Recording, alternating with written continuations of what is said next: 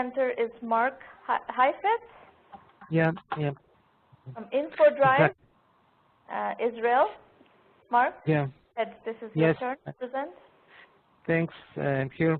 I have to say that I have not just understood the frame of the presentation and pitch, so the number of slides I have been told to prepare, I meant only for inquiry, not for presentation. So I just ask you to use this slide and the next slide, and together the next slide I will teach all the story.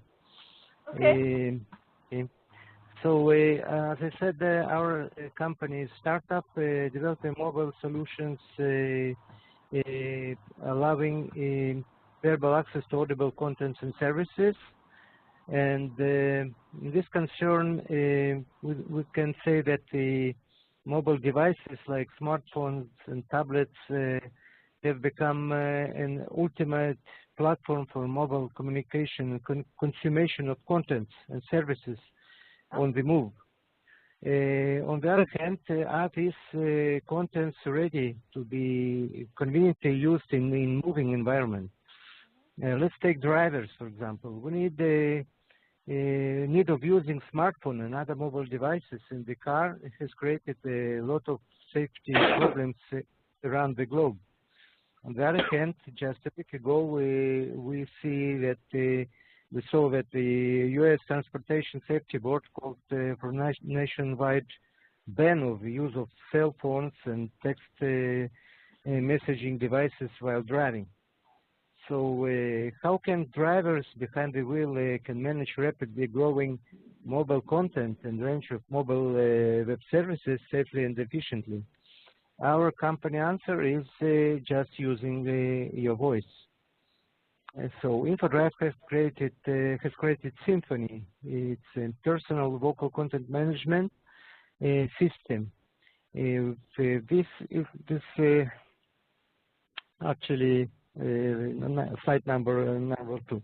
Yeah, created Symphony, which is a personal vocal content management system, and using Symphony, the driver can easily control his smartphone and access various mobile contents and services using just natural voice. And are you talking about using voice in the car to operate the smartphone? Yeah, exactly. But not just operating smartphone. We are talking about much more. We are talking about accessing web contents in using by voice, using while driving. So it's not just sitting. How does this compare with existing solutions like Siri, for instance, is a very big deal for Apple right now. Then, my car has a voice-activated input device where you basically tell the, navigation. I mean, I would say it's not great, but it's not too bad either. Phone navigation, CD can be operated by voice activation already. Yeah, I can say you that the idea behind this kind of system, not just operating some service inside of the car, which is called telematics. It's much more. It's about managing the on web contents and web services, and this is especially should be done for drivers. In opposite to Siri or similar systems, which will come soon, I think, our system is not an personal assistant. It's a targeted system for driving environment. So it's not easy for driver to ask whatever question and to forever whatever answer. We're talking about special contents prepared for driving environment. And, for example, if you compare the usual internet, which is visual, and vocal internet, which is let's say, serial. They are completely different because when you look at screen, you see many more things altogether. And if you want to access, let's say, audible contents, they will do and come in series. So that's the difference, and for that we should prepare a special audible content. And on the HEC driver, it should be an application on smartphone which is able to by voice be managed by driver during driving. So we have a cloud server which. Talk about the technology. How do you expect this to be rolled out? Is it an app on a smartphone? How do you expect this product to get to the hands of the users? Yeah, this is system is existing. It's now in. It's possible to download it to iPhone. It's an iPhone application called Symphony. And but this application is only part of the system. The second part is cloud server, which prepares different contents in audible form, which could be browsable by voice. That system exists. We have started the system, launched it a few months ago in, let's say, in beta mode. And everybody can try it, downloading it from App Store now.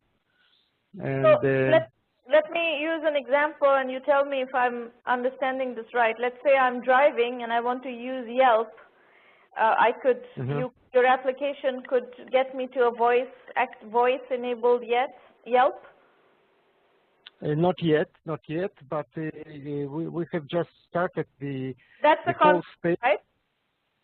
This is the concept, yeah, but we have just started to create this audible web space. It's not ready, and it's even not ready for applications like Apple Siri, because not all the contents are ready to be drawn and received by just asking. They have to be prepared in audible form, and they have to be prepared to be browsable, because not if you see for example on Siri, which asks for bringing what's the weather, you see the part, large part of the answer you see on the screen. You see some graphics, you see some maybe pictures. This is not the case for driver. Driver should not see anything on the screen, and in that case, this content should be prepared special form. That's the difference. And by the way, from a business point of view, it's also not the same, because not all the audible contents are ready to be free. How is this possible to do in a scalable way? Is there technology to do text to speech, or is it are we talking about a complete manual process? No. This is in text to speech and speech synthesizing. It's only part of the system, and it's not our part. We bring it like a third-party modules. Our IP and our proposal is on web to prepare audio contents and to prepare a voice interface that permit browsing these contents by voice. So you are basically, roughly speaking, you're creating a search engine of sort that can be voice activated, voice enabled.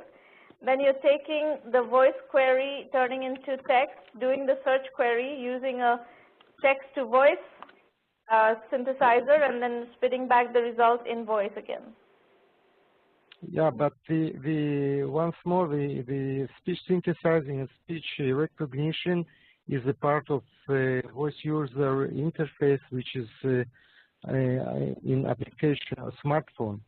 the rest of the task, the preparation of the contents and the preparation of a format which can be exchangeable with actually the interface is on cloud server. Okay. All right. So keep going. Okay, so actually, I said we have launched it a few months ago, and have about few thousand users in United States, United Kingdom. The system works in English, and we stopped just at we want to launch it and begin marketing, because it's now goes without marketing and only in soft mode. But what are you marketing? Your system, you said, is not ready yet. What are you marketing? No, system is ready, because number of services working, number of functions working. So it's we have users which use that. That's part of the service. So we propose a number of functions. So it's system. It's a initial offering, but what segment? You have so many different segments on the screen. What segment are you? What you've launched? What segment is that for? Actually, the segment we have started from end users, from consumer segment. So actually, from each driver which owns smartphone and has internet connectivity. That's the first user. And what is the feedback from the several thousand users who are using the system in a consumer mode right now? Yeah, we did a survey. We see that the people use it, and on average we have a good feedbacks. But our problem, we didn't launch marketing and PR, so we have occasional users, and not all the users use it for the driving, which was the actually target niche. So that's the point. And what do they use for? Yeah, they use it during drive. They use it also in home environment, different places, but maybe half of the users use it during driving. Okay. And so, just a second, somebody who is dialing in from Skype continues to type on your keyboard. If you could please stop doing that, because you're disturbing the call with the sound of the keyboard, that would be great. Thank you. So, Mark, are these? It doesn't matter whether they're using in the home environment or the car environment. What feedback are you getting from the users? Do they like the application? Are they able to do what they're trying to do, given what you're providing? Yes, sure. And are they willing to pay for it? We try to sometimes to open it for free. We have started it for free, and we are charging only for different additional packages, because we propose voice SMS and voice emailing. So some people pay, but when we try to do this application for $1 downloading, we saw that the number of people coming has been decreased. So we're trying to find the exact pricing for this service, and also let's say trying. So you're trying to do a premium model, and there are, premium models. You have to figure out what to give for free and what to charge for, and those are tricky questions. Exactly. There are questions that need to be sorted out very,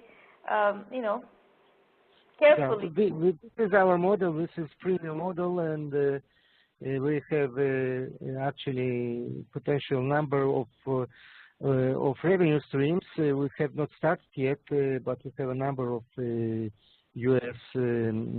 Partners, and we are intending to go with them on audio advertising, targeting advertising platform, which we have, and also we will charge for service packages, like I said, and I would not going to advise you to go with an advertising business model. The whole mobile advertising inventory is so large right now and so dramatically unmonetized. Mm-hmm.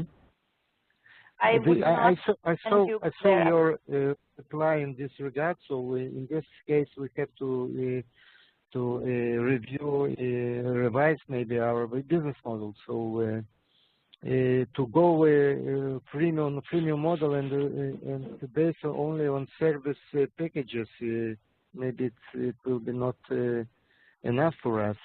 So it's not enough for you, then this business is not going to be viable at all, because if you're banking on advertising revenues on mobile are operating very poorly right now.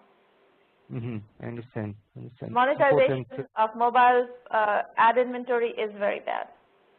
Yeah, I understand. But for example, premium subscription, I saw the statistic is also very, let's say, very small. It's 1 to 2%. Average free versus premium. Free users converting into paying users is 1 to 2%. Yeah, I know it. So this is a discussion. What can we do with our business model? This is our challenge.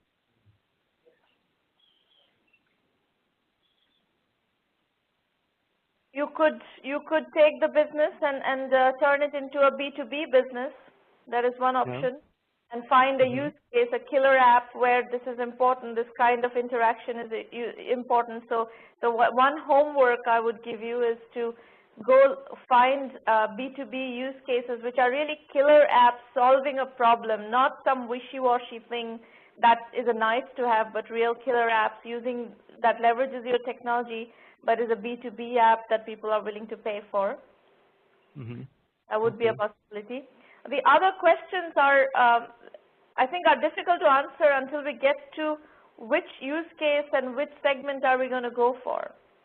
You know, all that the strategic partnership, who is a good strategic partner, depends on which segment do we decide to go after. Yeah, I understand. For presently, our strategic partners is according to our targeted consumer market. If we are going to B2B, we have to identify another partners. Yeah. So do your numbers and see what kind of comparables are out there and what you might be able to charge for it. And the assumptions have to be that if you're going to do a freemium business, only 1 to 2% is going to convert. You cannot expect more than that to convert. Yeah, I know. Because of that, we heavily relied on advertising revenue streams. Not rely on advertising. Mobile advertising is really monetizing very poorly. I understand. So okay, why don't you explore some killer apps in terms of use cases that may be, and it could be consumer apps also, but you need to find killer apps that use your technology but are apps that people are willing to pay for. This kind of free-flowing, just voice activation, this is not gonna be enough. Understand. Okay, thank you. You're welcome. Eric, you're next. Cape Town, South Africa.